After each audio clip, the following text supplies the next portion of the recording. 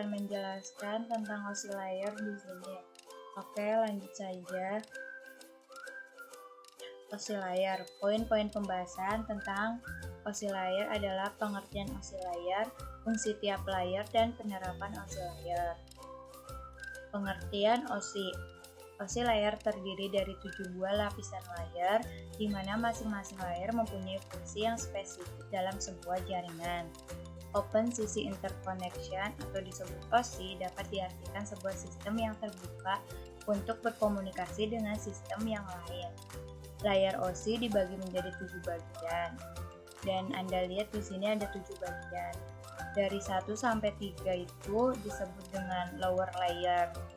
Lower layer adalah berkaitan dengan bagaimana data mengalir, dan 4 sampai 7 disebut bagian upper layer, berkaitan dengan user interface, data formatting, communication session, difokuskan untuk pelayanan dari suatu aplikasi. Manfaat OSI layer memudahkan untuk memahami cara kerja jaringan komputer secara menyeluruh, breakdown persoalan komunikasi data untuk mempermudah troubleshooting, memungkinkan pakar untuk mendesain mengembangkan hardware atau software yang sesuai dengan layar tertentu, menyediakan standar interface bagi pengembangan perangkat, dan memudahkan pengembangan teknologi masa depan yang terkait layar tertentu. Fungsi tiap layar. 1. Cycle.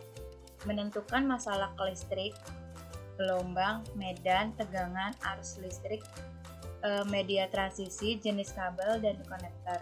2. Data link. Menentukan pengalaman fisik, error notification, frame flow control. 3. Network. Menentukan rute yang dilakukan oleh data. 4. Session. Mengatur sesi yang meliputi establishing, maintaining, dan terminating antara entitas yang dimiliki presentation. 5. Application. Menyediakan service bagi berbagai aplikasi network. Dan 6. Transport. TCP menyediakan end-to-end communication protokol bertanggung jawab atas keselamatan data. 1. Physical layer. Ini adalah layer yang paling sederhana berkaitan dengan elektrikal, koneksi antar peralatan. Physical layer. Layar fisikal mempunyai tugas untuk mentransmisikan serangkaian bit yang merupakan kombinasi dari angka 0 dan 1. 2. Media transmisi di sini adalah bisa berupa kabel, gelombang, dan lain sebagainya, masih banyak lagi. 3. Layer ini hanya digunakan sebagai penyedia jalur transmisi. 4. Pada layer ini tidak mendefinisikan media transmisi secara detail. Data link layer. 1. Layer ini bertugas menyediakan sarana komunikasi dari node ke node dalam jaringan lokal. 2. Layer data link bertanggung jawab pada paket akhir dari data binari yang berasal dari level yang lebih tinggi ke paket discrete. 3. Ketika layer data link menerima message yang akan ditransmisikan, maka layer ini akan mengubah message tersebut. 4. Adapun beberapa format frame antara lain adalah Formatted Ethernet 2, IEEE 802.3, dan lain sebagainya. 5. Layar ini juga menyediakan mekanisme penyelamatan yang memungkinkan frame dikirim ke node yang benar atau sesuai dengan alamatnya. 6. Mekanisme penyelamatan yang disediakan pada layar ini salah satunya adalah penyelamatan fisik. 7. Masing-masing network adapun biasanya sebuah ID yang disering disebut MAC. 8, 9 bisa dibacakan di gambar tersebut. Data link layer. Tugas data link ada 4. 1. Arbitration. 2. Addressing. 3. Error detection. 4. Identify data encapsulation. Network layer. 1. Tugas utama dari layar network adalah menyediakan fungsi routing sehingga paket data dikirim keluar dari segmen network lokal ke suatu tujuan yang berbeda pada suatu network lain. IP Internet Protocol umumnya digunakan untuk tugas ini. Fungsi yang dilakukan oleh layar network adalah membagi aliran data benar, mendeteksi error, hingga memperbaiki error dan mengendalikan aliran.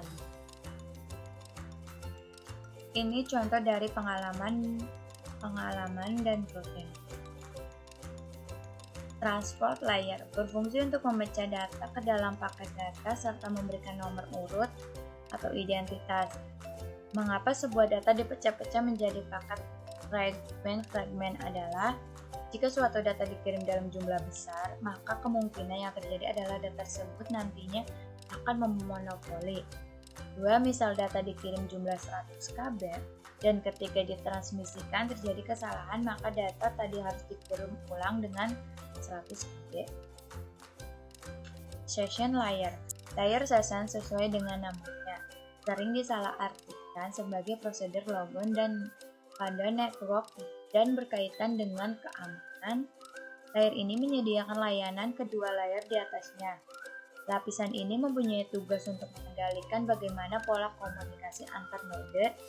Kemudian antar node ini biasanya terbagi menjadi 3 macam. 1 simplex, 2 half duplex, 3 full duplex. Session layer. Layer session melakukan proses komunikasi biasanya terbagi menjadi 3 bagian. 1. Pembentukan hubungan, 2. Pemindahan data, 3. Pemutusan hubungan. Presentasi layer. Layer ini mempunyai tugas menerjemahkan data yang dikirimkan maupun yang diterima agar bisa ditampilkan di layar aplikasi. 2. Berfungsi untuk mentranslasikan data, dan contoh-contohnya itu ada GIF, JPX, dan lain-lain. Application layer. Layer ini adalah yang paling cerdas. Gateway berada di pada layer ini. Gateway melakukan pekerjaan yang sama seperti sebuah router, tetapi ada perbedaan di antara mereka.